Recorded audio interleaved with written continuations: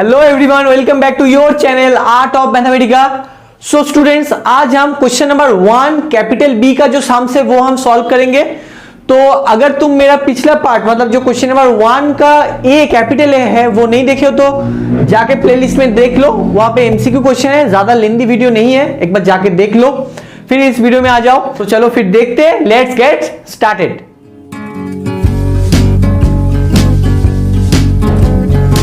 Number B, definitely 1B। अभी B का जो स्मॉल ए का क्वेश्चन है ये फिगर मैंने ड्रॉ करके रखा है, बुक में देख सकते हो तुम लोग। Let us read the question. In the given figure ABCD is a rectangle, ABCD is a rectangle, देख ही सकते हो, with length p² - 5 and breadth q² + 4p। Find the area of the shaded region PAB। मतलब PAB एक triangle है, ये तुम लोगों को पता है। अब देखो बच्चों, यहां पे क्या है कि इसका लेंथ दिया गया है और ब्रेथ किस फॉर्म में दिया गया है। अभी तक अगर सोचो कि इसका मैं कहूं 5 और इसका 4, तो तुम लोग इसका एरिया फाइंड आउट कर पाओगे। 5 × 4, इसका एरिया 20 हो जाएगा। 20 सेंटीमीटर होगा तो सेंटीमीटर स्क्वायर, मीटर होगा तो मीटर स्क्वायर। लेकिन ये जो है न्यूमेरिकल नंबर है, इनका प्रोडक्ट करना है बस। लेंथ इंटू ब्रेथ जो एरिया होता है L × B, मतलब यहां पे 5 × 4 आ गया। लेकिन अब सोचो कि 5 के जगह पे कोई एल्जेब्रिक नंबर दिया होगा। यहां पे देखो कहा गया कि p² - 5, ओके, एंड ब्रेथ के जगह पे दिया गया q² + 4p। ये जो है q² + 4p यूनिट, कुछ सोचो तो अब बताओ तब इसका एरिया क्या होगा। जब 5 और 4 होता था तब क्या मैंने करा, इन दोनों को मल्टीप्लाई करा, तो यहां पे भी एल्जेब्रिक नंबर को मल्टीप्लाई करना है। समझ में आ रहा है ना। तो इसका एरिया क्या हो जाएगा, इसका एरिया हो जाएगा p² - 5 × q² + 4p। ओके, इन दो एल्जेब्रिक नंबर दोनों ही बाइनोमियल है, दोनों को प्रोडक्ट करना है, तभी तुम्हें इसका जो रेक्टेंगल है उसका एरिया मिल जाएगा। लेकिन हमें फाइंड आउट क्या करना है, हमें जो फाइंड आउट करना है वो है area of the shaded reason, मतलब एरिया ऑफ द ट्रायंगल, मतलब area of the triangle PAB, है ना।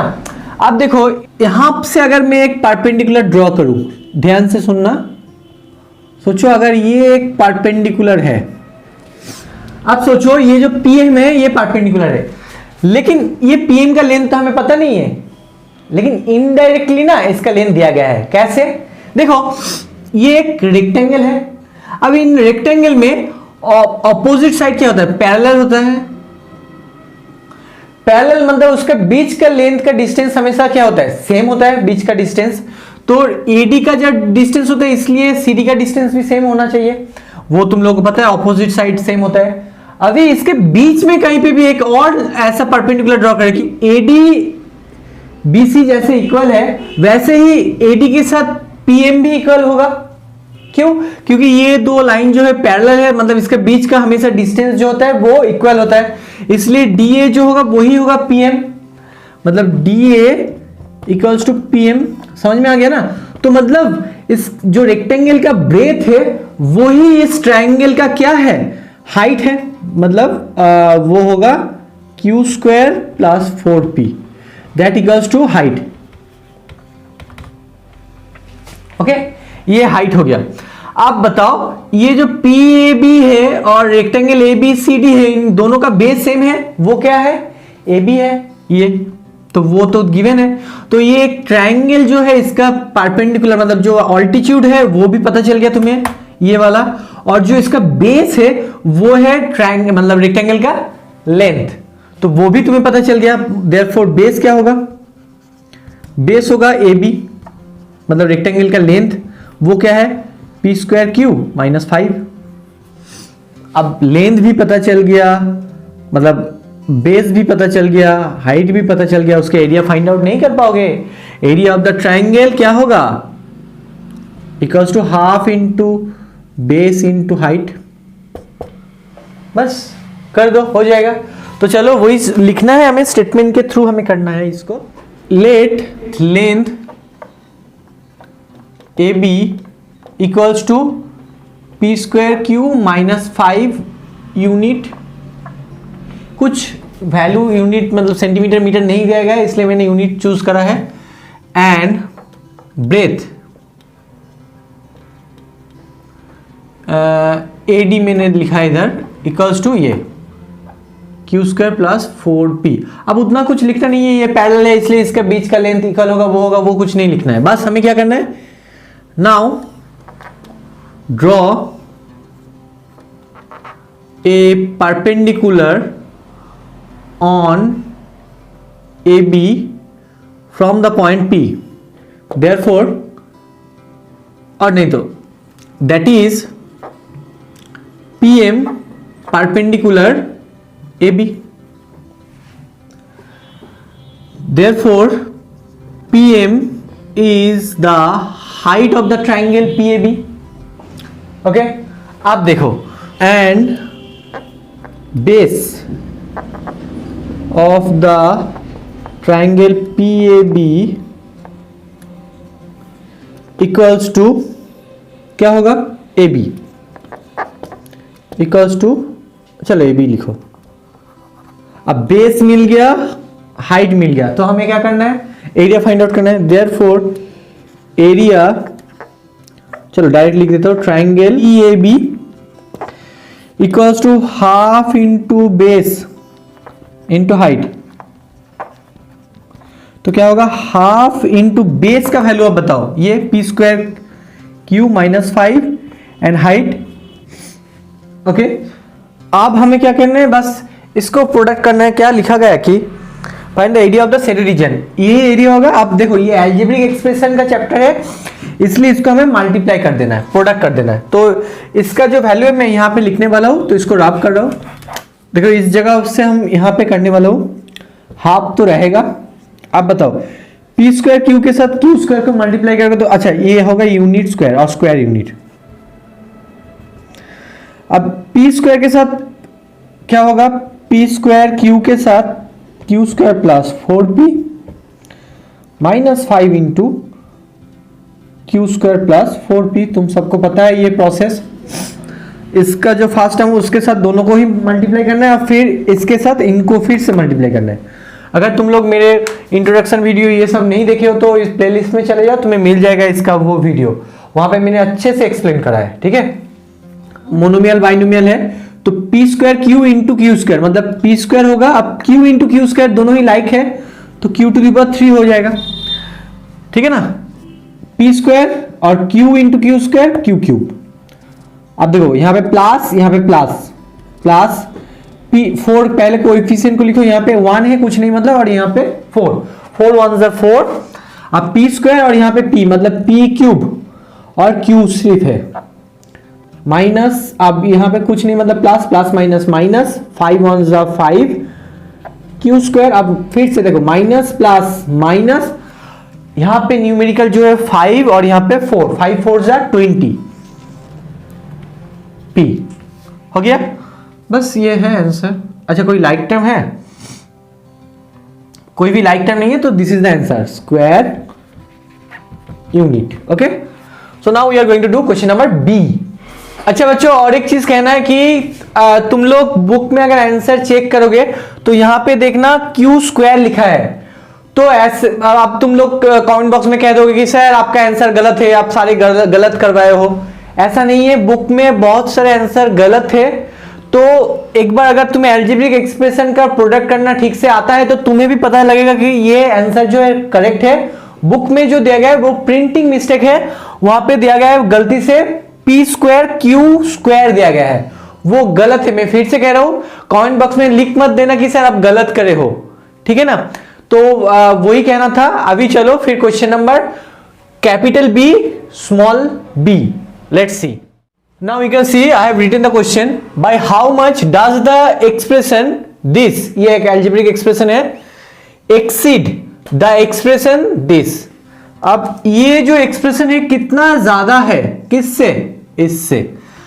देखो अगर तुम्हें ये सब समझने में प्रॉब्लम हो, सोचो कि मैं अगर कहूं यहाँ पे 12 है, इस जगह पे जो ब्लैक में अंडरलाइन किया है उस जगह पे सिर्फ 12 को पढ़ना, ओके, और इस जगह पे सोचो 5। अगर मैं पूछूं, अब क्वेश्चन को पढ़ता हूं, by how much does 12 exceed the number 5, मतलब 12 5 से कितना बड़ा है, कितना बड़ा नंबर है। तो तुम क्या करोगे, 12 के साथ 5 को माइनस कर दोगे ना, तो क्या मिलेगा तुम्हें 7। तो कितना ज्यादा है, 7 ज्यादा है। समझ में आ रहा है? फिर से देखो, bye how much does the expression this exceed, मतलब कौन सा नंबर बड़ा है, ये नंबर। मैंने इसके अगेंस्ट में 12 लिखा है, मतलब एक न्यूमेरिकल वैल्यू देके तुम लोगों को एक्सप्लेन करने की कोशिश कर रहा हूं, और यहां पे इसके अगेंस्ट में 5 लिखा है। तो 12 5 से कितना बड़ा है, कैसे मिला, बड़ा number minus smaller number, bigger minus smaller. तो यहां पे मैं वही क्या, तो 7 बड़ा हो गया। तो अभी बिगर नंबर 12 के बदले में यहां पे जो है अलजेब्रिक एक्सप्रेशन क्या है, वो है दिस। आप इसको रब करते तो चलो इसको फिर से लिख देता हूं आगे, ताकि तुम लोगों को कोई प्रॉब्लम ना हो, देखकर तुम्हें फिर से पता चल जाए। अब बताओ, यहां पे इसके जगह पे इस एक्सप्रेशन को लिखना है minus this expression, what ever the value will get this will be the answer. तो अब क्या करना है, देखो अभी जो है स्टेटमेंट कुछ इतना लिखना ही है, द रिक्वायर्ड नंबर डायरेक्ट लिख देता हूं, ठीक है ना। The required number equals to, अब बताओ जो बड़ा नंबर है उससे छोटा नंबर को माइनस करना है। तो एल्जेब्रिक में बड़ा नंबर कौन है, ये कैसे पता लगा मुझे, क्योंकि यहां पे कहा गया है स्टेटमेंट पढ़ो, bye how much does the expression this exceed, यहां से पता लगा कि ये नंबर कितना एक्सीड करेगा इस नंबर से, मतलब ये नंबर कितना ज्यादा होगा, मतलब कौन बड़ा है, ये बोल ही रहा है एक्सप्रेशन, मतलब जो स्टेटमेंट है कि ये नंबर ज्यादा है, कितना ज्यादा है ये फाइंड आउट करना है। तो इस नंबर को पहले लिखो 72z² माइनस 45z प्लस 4, यहां पे मैंने लिख दिया। अब इस एक्सप्रेशन को लिखना है जो छोटा वाला है, देख सकते हो इससे इसको माइनस करा है मैंने, 30z 42z² माइनस 17। तो यहां पे क्या साइन आएगा, माइनस। बच्चों एक बात कहना है, यहां पे जो हर बच्चे गलती करते हैं वो क्या है पता है, वो लोग ये ब्रैकेट नहीं देता है, बस इसको माइनस कर देता है, बाकी साइन को एज इट इज रख देता है और फिर कैलकुलेशन में गलत हो जाता है। तो इसलिए याद रखना है, एल्जेब्रिक में ये एक पूरा नंबर है, इसको देखो लाइक टर्म नहीं है, इसलिए तुम इसको कैलकुलेट नहीं कर पाओगे। न्यूमेरिकल में कुछ नंबर को ऐड माइनस करोगे ना, तो उसको कैलकुलेट करके एक ही नंबर ऐसा मिलता है, जैसे 12 मिला है, जैसे यहाँ पे 5 है। लेकिन एल्जेब्रिक में कभी कभी ऐसा नंबर भी होता है, क्योंकि ये लाइक टर्म नहीं है इसलिए तुम इसको ऐड नहीं कर पाओगे, ऐसे ही एज इट इज लिख देना है। तो याद रखना कि ये पूरा ब्रैकेट में मैंने जो लिखा है ये पूरा एक नंबर है, और ये भी पूरा एक नंबर है। तो पूरा नंबर को माइनस करना है, मतलब पूरा नंबर मतलब ब्रैकेट। ब्रैकेट का मीनिंग क्या है, ये माइनस जो है पूरा ये जो एक्सप्रेशन है इसके साथ माइनस है। अगर तुम सिर्फ ब्रैकेट बिना ब्रैकेट देके अगर लिखोगे तो इसका मीनिंग है ये तुम किसके साथ सिर्फ माइनस कर रहे हो, इस टर्म के साथ, इनको माइनस नहीं कर रहे हो। समझ में आ रहा है ना। तो नंबर को माइनस करना है मतलब ब्रैकेट देना है। बच्चों इसको मत भूलना, ये बहुत ही इंपॉर्टेंट जगह है, ठीक है। तो आप इक्वल्स टू, अब ब्रैकेट को रिमूव करना है, यहाँ पे कुछ नहीं, मतलब मन ही मन में सोचना है प्लस है, तो यहाँ पे प्लस प्लस प्लस मतलब प्लस होगा ना। चलो एक शॉर्ट मेथड बता देता हूं, मैंने वीडियो में भी, पिछले वीडियो में भी बताया है कि अगर कोई भी साइन मतलब ब्रैकेट के बाहर अगर साइन प्लस होगा तो भीतर में जो है एज इट इज लिख दो, मतलब 72z² माइनस 45z प्लस 4। अब जब तुम ब्रैकेट के बाहर माइनस साइन को देखोगे, भीतर में जो जो साइन जैसा जैसा रहेगा उसका साइन चेंज करते जाओ, प्लस माइनस होगा, माइनस प्लस होगा। अब देखो यहां पे क्या है, कुछ नहीं, मतलब मन ही मन में सोचेंगे प्लस है। अब तो बाकी सब चेंज होने वाला है, तो ये माइनस 30z होगा, अब ये माइनस था क्या हो जाएगा, प्लस हो जाएगा 42z²। अब ये माइनस था, ये भी प्लस हो जाएगा 70। अब हमें लाइक टर्म को फाइंड आउट करना है, z², तो इसको ऐड करना है, क्योंकि इसका साइन भी प्लस है, इसका कुछ नहीं मतलब प्लस है, तो इसको ऐड करोगे तो 4 और 10 मतलब 114z² हो गया। अब देखो minus 45z minus 30z, again दोनों साइन क्या है, सेम साइन है, इसलिए माइनस साइन को लिखो। अब इन दोनों को वैल्यू को ऐड करो, तुम्हें पता है ये सब क्लास 6 में सीख के आए हो। 4 + 3 7 मतलब 75z। अब ये +4 है और ये +70 मतलब फिर से ऐड करो 21। So this is our answer. Okay, ये जगह को याद रखो और कैलकुलेशन को ठीक से करना, बाकी तो बहुत ही इजी था। सो गाइस आज के लिए इतना ही। मैंने सोचा था कि ये जो कैपिटल बी जो है, 1 का जो कैपिटल बी पार्ट है वो पूरा मतलब एक ही वीडियो में डालेंगे, लेकिन अभी मुझे जो लग रहा है कि ये बहुत लेंदी हो रहा है, तो अभी यहाँ पे जो नेक्स्ट का पार्ट आएगा वहां पे भी हमें समझाना है, एक्सप्लेन करना है, तो इसलिए आज इतना ही है। आज जो है सिर्फ क्वेश्चन नंबर बी तक करवाया है, मतलब ए एंड बी दो ही क्वेश्चन, इतना एक्सप्लेन करते करते टाइम चला गया। तो मेरे नेक्स्ट पार्ट में बाकी जो सम है क्वेश्चन नंबर कैपिटल बी का वो पूरा हम सॉल्व कर देंगे, ये प्रॉमिस है। सो गाइस तब तक के लिए all of you take care. और एक बात कहना है, जो लोग मेरे चैनल में नए हो, अभी तक सब्सक्राइब नहीं करे हो, अगर तुम्हें लग रहा है कि ये काम आ रहा है, मैं जो काम कर रहा हूं तुम लोगों को हेल्प हो रहा है इससे, तो मेरे चैनल को सब्सक्राइब करो मुझे सपोर्ट करने के लिए। सो गाइस तब तक के लिए all of you take care and good bye.